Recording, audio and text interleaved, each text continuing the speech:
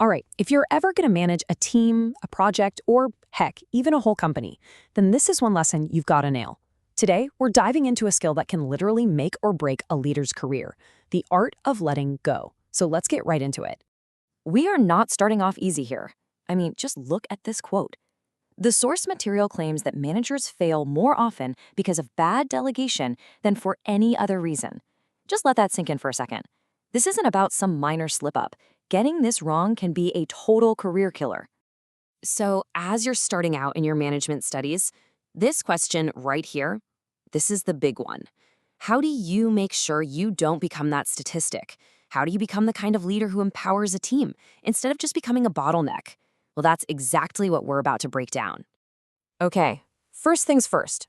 Let's get on the same page. What are we even talking about? Delegation of authority. Now, this is not just about dumping your boring tasks on someone else. No way. It's a formal process where you give a team member the discretion, and that's the key word here, the freedom and the power to make decisions and take action. This is step one to scaling yourself beyond what any single person can do alone. And look, this isn't just some nice-to-have skill. It's basically a mathematical necessity. There is a very real, very hard limit to how many people any one person can effectively manage and make every single decision for. Once you hit that wall, the only way to grow, the only way to get more done, is to delegate. It's how real organizations are even possible. So if delegation is this important, how do we actually get it right? Well, the good news is there are some really clear principles to guide us. Think of this next section as the official rulebook, the fundamental principles that can turn delegation from a risky guess into a reliable science. The first principle is just beautifully simple, unity of command, right? Imagine you're on a sports team and you've got 2 or 3 different coaches all yelling different plays at you at the same time. It'd be total chaos. The same thing is true inside a company. And this quote just nails why. When an employee reports to a single boss, they get clear instructions. There's no confusion. And maybe most importantly, they feel a much greater sense of personal responsibility for their work. There's no finger pointing. That kind of clarity is absolutely vital for a healthy, accountable team. All right, on to rule number 2, and it builds right on top of the first one, the principle of parity. This is all about balance. It's about fairness. Specifically, it's about the balance between the power you give someone and the responsibility you expect from them. So here's the bottom line. You simply cannot hold someone responsible for getting a result if you haven't given them enough authority to actually do the job.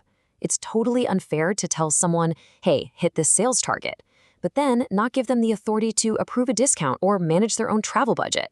The two have to match. They have to go hand in hand. Our third principle is all about making the entire organization faster and smarter. It's called the authority level principle. And you know what? It's the cure for a very, very common management headache. Okay, what this really means is, if a decision can be made at a certain level, it should be made at that level, period. This principle is all about stopping that bad habit of kicking every little choice up the chain of command. When you do this right, you empower your people and you free up senior leaders to focus on the big picture, not on micromanaging every single detail. Okay, so we've got the principles, we've got the theory, but we all know the real world is messy, right? So what happens when, even with the best intentions, your delegation efforts are just not working? Well, this slide gives us a super practical 5-step toolkit. Let's run through it. Number 1, define the results you want, not just the list of tasks. 2, pick the right person for that specific job. 3, keep the lines of communication wide open, both ways. 4, set up some basic controls so you can track progress without micromanaging. And finally, number 5, reward the stuff. Reward managers who delegate well and reward team members who step up and take ownership. It's a clear roadmap for fixing a broken system. Now, let's zoom out for a minute. So far, we've been talking about delegation between one manager and one person. But this exact same logic applies to how an entire company is structured. And that brings us to the big picture debate. Centralization versus decentralization. It's a pretty simple idea on the surface. Centralization is when decision-making power is kept with just a few people at the very top. You know, a classic top-down hierarchy. Decentralization, on the other hand, is built on delegation. It pushes that authority down into the organization, way closer to where the action is actually happening. But here's the thing you absolutely have to understand. It is almost never a simple choice of one or the other. Every single organization exists somewhere on a spectrum between these two extremes. The real art of great management isn't picking a side. It's finding the right balance for your specific situation. So, how do you find that balance?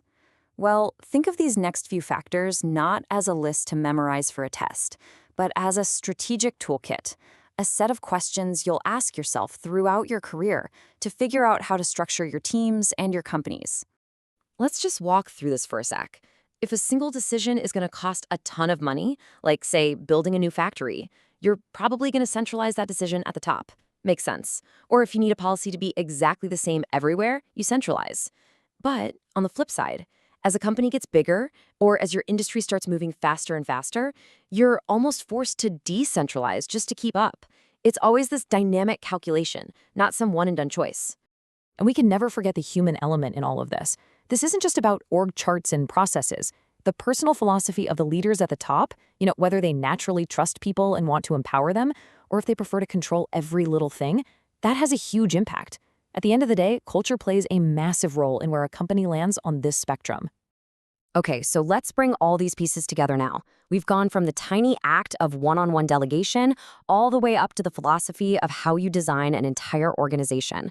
So what does all this mean for you as a future leader? Here's the big takeaway. Decentralization is an incredibly powerful tool. It's one of the best ways to develop your next generation of leaders because it gives them a chance to actually lead. It taps right into that natural human desire for independence and creativity. But, and this is a huge but, it is not a free-for-all. It can only work if it's built on a strong foundation of clear policies and smart ways to track progress. I absolutely love this quote because it gets right to the heart of what real leadership is about. Decentralizing doesn't mean you lose control. It means you change the way you control. Pushing decisions down doesn't mean you get to walk away from your responsibility. In fact, it means you have to lead even better through guidance and good systems, not just by giving orders. And really, that's the final test of a leader. It's not about being a centralized manager or a decentralized one. It's about being a smart leader who's constantly reading the situation, the costs, the people, the speed of change, and finding that perfect balance that helps your team win. So I'll just leave you with this question to chew on as you continue your studies. When it's your turn, when you're the one in charge, setting the tone for a team or a whole company, what kind of organization are you going to build?